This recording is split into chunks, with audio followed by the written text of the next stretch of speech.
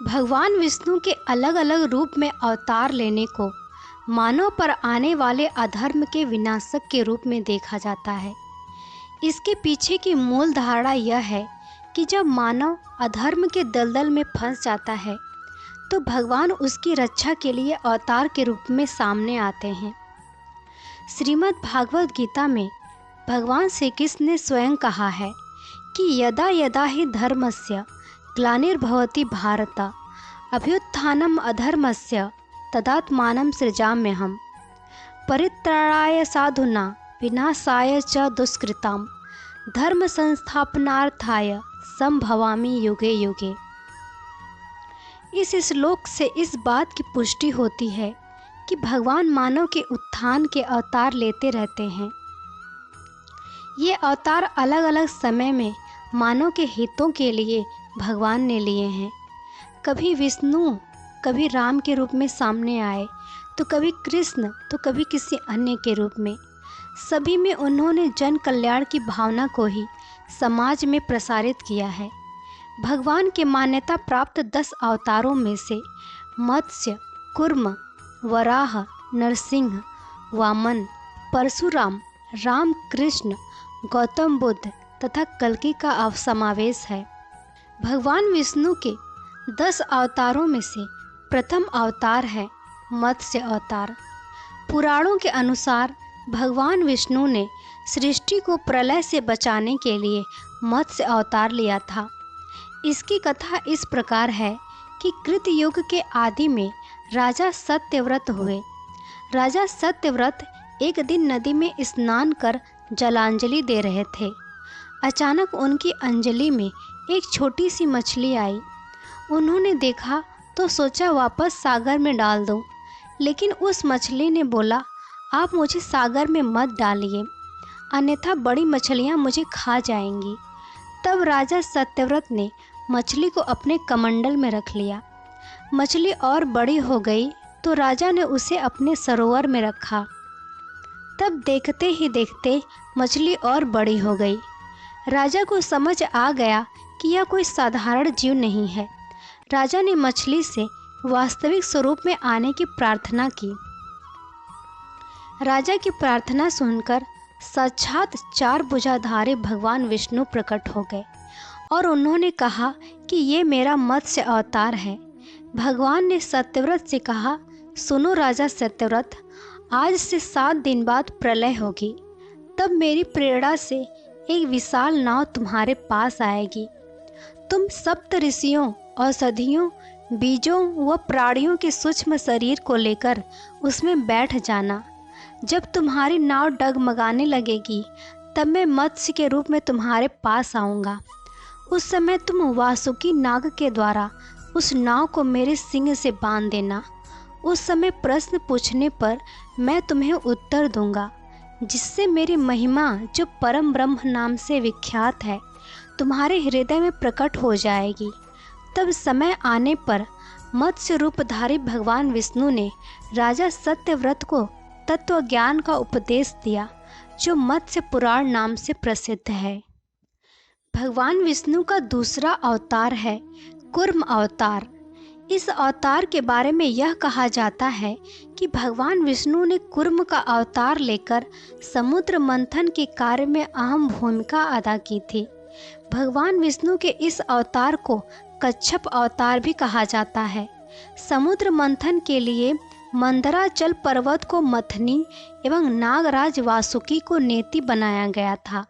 देवताओं तथा दैत्यों ने मतभेद भुलाकर मंदराचल को उखाड़ा और उसे समुद्र की तरफ ले जाने लगे, लेकिन वे उसे अधिक दूर तक नहीं ले जा सके। मंदराचल के नीचे कोई आधार न होने के कारण वह समुद्र में डूबने लगा। यह देखकर भगवान विष्णु ने विशाल कछुए का रूप धारण कर मंदराचल के आधार बन गए। कछुए की विशाल पीठ पर मंदराचल तेजी से घूमने लगा और समुद्र मंथन की प्रक्रिया आसानी से पूरी हो गई। भगवान विष्णु के तीसरे अवतार हैं वराह अवतार। विभिन्न धर्म ग्रंथों के अनुसार विष्णु का वराह अवतार की कहानी दैत्य हिरण्याक्ष से जुड़ी हुई है। हिरण्याक्ष ने जब पृथ्वी को लेकर समुद्र में ले जाकर छिपा दिया था, उस वक्त ब्रह्मा जी के नाक से भगवान विष्णु वराह के रूप में प्रकट हुए। भगवान विष्णु के इस रूप को देखकर सभी देवताओं तथा ऋषि मुनियों ने उनका नमन किया। सबके अनुनय विनय पर भगवान वराह ने पृथ्वी की खोज शुरू की। उन्होंने शीघ्र ही पृथ्वी का पता लगा लिया। विष्णु के इस वराह रूप ने समुद्र के अंदर प्रवेश करके अपने दांतों की सहायता से पृथ्वी को लेकर वे बाहर आए। भगवान विष्णु के चौथे अवतार हैं नृसिंह अवतार। भगवान विष्णु ने नृसिंह अवतार लेकर दैत्यों के राजा हिरण्यकश्यप का वध किया। भगवान विष्णु के इस अवतार की कथा यह है कि दैत्यों का राजा हिरण्यकश्यप खुद को भगवान से भी ज़्यादा बलवान मानता था। उसे यह वरदान मिला था कि मनुष्य, देवता, पक्षी, पशु न दिन में न रात में मौत के घाट नहीं उतारा जा सकता। इतना ही नहीं, उसे न आकाश में न तो किसी अस्त्र शस्त्र से मरने का वरदान प्राप्त था। हिरण्यकश्यप के राज्य में ऐसी प्रथा भी थी कि जो भी भगवान विष्णु की पूजा करेगा उसे कड़ा दंड दिया जाएगा। पिता के इस अत्याचार से उसका पुत्र प्रहलाद बहुत दुखी था। उसने अपने पिता द्वारा प्रजा को दी जा रही यातनाओं को खत्म करने के लिए भगवान विष्णु की पूजा आराधना की। प्रहलाद बचपन से ही भगवान विष्णु का परम भक्त था। जब प्रहलाद के पिता को इस बात की जानकारी मिली कि प्रहलाद भगवान विष्णु का परम भक्त है, तो वे क्रोधित हुए। उसने प्रहलाद से कहा कि वह भगवान विष्णु की आराधना करना छोड़ दे, लेकिन प्रहलाद ने अपने पिता की बात नहीं मानी। तो हिरण्यकश्यप ने प्रहलाद को मौत की सजा सुना दी। हिरण्यकश्यप ने हर बार प्रहलाद को मारने की कोशिश की, लेकिन हर बार प्रहलाद की जान बच गई। हिरण्यकश्यप की बहन होलिका को अग्नि में न जलने का वरदान प्राप्त था। वह प्रहलाद को लेकर धधकती आग में बैठ गई, लेकिन वहाँ भी चमत्कार हो गया। जिसे आग में न जलने का वरदान प्राप्त था, वह होलिका जल गई और प्रहलाद, जिसे मार डालने का प्रयास किया गया, वह उसको किसी भी तरह का कोई नुकसान नहीं हुआ। यह देखकर हिरण्यकश्यप स्वयं ही प्रहलाद को मारने के लिए दौड़ा। तभी भगवान विष्णु नृसिंह के रूप में एक खंभे से अवतरित हुए और उन्होंने अपने तीक्ष्ण नाखूनों से हिरण्यकश्यप का वध कर दिया। भगवान विष्णु के पांचवें अवतार हैं वामन अवतार। सत्य युग में प्रहलाद के पौत्र दैत्यराज बलि ने स्वर्गलोक पर अधिकार कर लिया। सभी देवता इस विपत्ति से बचने के लिए भगवान विष्णु के पास गए। तब भगवान विष्णु ने कहा कि मैं स्वयं देव माता अदिति के गर्भ से उत्पन्न होकर तुम्हें स्वर्ग का राज्य दिलाऊंगा। कुछ समय पश्चात भगवान विष्णु ने वामन अवतार लिया। एक बार जब राजा बलि महान यज्ञ कर रहा था, तब भगवान वामन बलि यज्ञ की यज्ञशाला में गए और राजा बलि से 3 पग जमीन दान में मांगी। राजा बलि के गुरु शुक्राचार्य भगवान की लीला समझ गए और उन्होंने बलि को दान देने से मना कर दिया। लेकिन बलि से फिर भी भगवान वामन को 3 पग धरती दान देने का संकल्प लिया। भगवान वामन ने विशाल रूप धारण कर एक पग में धरती और दूसरे पग में स्वर्ग लोक नाप लिया। जब तीसरा पग रखने के लिए कोई स्थान नहीं बचा, तो बलि ने भगवान वामन को अपने सिर पर रखने को कहा। बलि के सिर पर पग रखने से वह सूतल लोक तक पहुंच गए। बलि की दानवीरता को देखकर भगवान ने उसे सूतल लोक का स्वामी बना दिया। भगवान विष्णु के छठे अवतार हैं श्री राम अवतार। त्रेता युग में राक्षस राज रावण का बहुत आतंक था। उससे देवता भी डरते थे। उनके वध के लिए भगवान विष्णु ने राजा दशरथ के यहाँ माता कौशल्या के गर्भ से पुत्र रूप में जन्म लिया। इस अवतार में भगवान विष्णु ने अनेक राक्षसों का वध किया और मर्यादा का पालन करते हुए अपना जीवन यापन किया। पिता के कहने पर वनवास गए। वनवास का काल पूरा करने के बाद राक्षस राज रावण ने उनकी पत्नी सीता का हरण किया। माता सीता की खोज में भगवान लंका पहुँचे। वहाँ भगवान श्री राम और रावण का घोर युद्ध हुआ, जिसमें रावण मारा गया। इस तरह भगवान विष्णु ने राम अवतार लेकर देवताओं को भय मुक्त किया। भगवान विष्णु के 7वें अवतार हैं श्री कृष्ण अवतार। द्वापर युग में भगवान विष्णु ने श्री कृष्ण अवतार लेकर अधर्मियों का नाश किया। भगवान श्री कृष्ण का जन्म जेल में हुआ था। इनके पिता का नाम वासुदेव और माता का नाम देवकी था। विष्णु के इस अवतार में बहुत से चमत्कार हुए। विष्णु ने कृष्ण अवतार में मायावी राक्षसों का संहार किया। देवकी के भाई कंस का वध भी इसी अवतार में भगवान विष्णु ने किया था। महाभारत के युद्ध में भगवान कृष्ण अर्जुन के रथ के सारथी बने। इसी दौरान भगवान श्री कृष्ण ने गीता का उपदेश भी दिया था। धर्मराज युधिष्ठिर को राजा बनाकर श्री कृष्ण ने धर्म की प्रतिस्थापना की। भगवान विष्णु के इस अवतार को सभी अवतारों में श्रेष्ठ माना गया है। भगवान विष्णु के 8वें अवतार हैं परशुराम अवतार।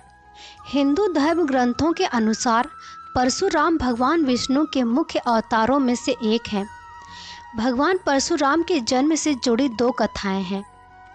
भगवान परशुराम के जन्म के संबंध में 2 कथाएं प्रचलित हैं। हरिवंश पुराण के अनुसार उन्हीं में से एक कथा इस प्रकार है कि प्राचीन समय में महिष्मती नगर पर शक्तिशाली हैयवंशी क्षत्रिय कार्तवीर्य अर्जुन सहस्त्रबाहु का शासन था। वह बहुत ही अभिमानी था और अत्याचारी भी था। एक बार अग्निदेव ने उससे भोजन कराने का आग्रह किया। तब सहस्त्रबाहु ने घमंड में आकर कहा कि आप जहाँ से चाहें भोजन प्राप्त कर सकते हैं, सभी और मेरा ही राज है। तब अग्निदेव ने वनों को जलाना शुरू किया। एक वन में ऋषि आपो तपस्या कर रहे थे। अग्नि ने उनके आश्रम को भी जला डाला। इससे क्रोधित होकर ऋषि ने सहस्त्रबाहु को श्राप दिया कि भगवान विष्णु परशुराम के रूप में जन्म लेंगे और न सिर्फ सहस्त्रबाहु का बल्कि समस्त क्षत्रियों का सर्वनाश करेंगे। इस प्रकार भगवान विष्णु ने भार्गव कुल में महर्षि जमदग्नि के 5वें पुत्र के रूप में जन्म लिया। भगवान विष्णु के 9वें अवतार हैं बुद्ध अवतार। धर्म ग्रंथों के अनुसार बौद्ध धर्म के प्रवर्तक गौतम बुद्ध भी भगवान विष्णु के ही अवतार थे, परंतु पुराणों में वर्णित भगवान बुद्ध देव का जन्म गया के समीप किकट में हुआ बताया गया है और उनके पिता का नाम अजन बताया गया है। यह प्रसंग पुराण वर्णित बुद्धावतार का ही है। एक समय दैत्यों की शक्ति बहुत बढ़ गई। देवता भी उनके भय से भागने लगे। राज्य की कामना से दैत्यों ने देवराज इंद्र से पूछा कि हमारा साम्राज्य स्थिर रहे, इसका उपाय क्या है। तब इंद्र ने शुद्ध भाव से बताया कि सुस्थिर शासन के लिए यज्ञ एवं वेद विहित आचरण आवश्यक है। तब दैत्य वैदिक आचरण एवं महायज्ञ करने लगे, जिससे कि उनकी शक्ति और बढ़ने लगी। तब सभी देवता भगवान विष्णु के पास गए। तब भगवान विष्णु ने देवताओं के हित के लिए बुद्ध का रूप धारण किया। उनके हाथ में मार्जनी थी और वे मार्ग को बुहारते हुए चलते थे। इस प्रकार भगवान बुद्ध दैत्यों के पास पहुँचे और उन्हें उपदेश दिया कि यज्ञ करना पाप है, यज्ञ से जीव हिंसा होती है, यज्ञ की अग्नि से कितने ही प्राणी भस्म हो जाते हैं। भगवान विष्णु के 10वें अवतार हैं कल्कि अवतार। धर्म ग्रंथों के आधार पर भगवान विष्णु कलयुग में कल्कि के रूप में दर्शन लेंगे, इस तरह का उल्लेख किया गया है। उसी के अनुरूप वर्तमान में चल रहे कलयुग में कल्कि ने अवतार लिया है। इस अवतार में भगवान विष्णु वर्तमान कलयुग में भी पृथ्वी पर व्याप्त बुराइयों का शमन करने में लगे हुए हैं। यह अवतार भी राम, कृष्ण, बुद्ध जैसा ही है, लेकिन प्रकट रूप में नहीं है। किसी एक चेहरे के रूप में भगवान विष्णु के इस रूप को सामने नहीं लाया गया है। लेकिन कहा जा रहा है कि भगवान विष्णु का यह अवतार गुप्त रूप से मानव की रक्षा का काम कर रहा है।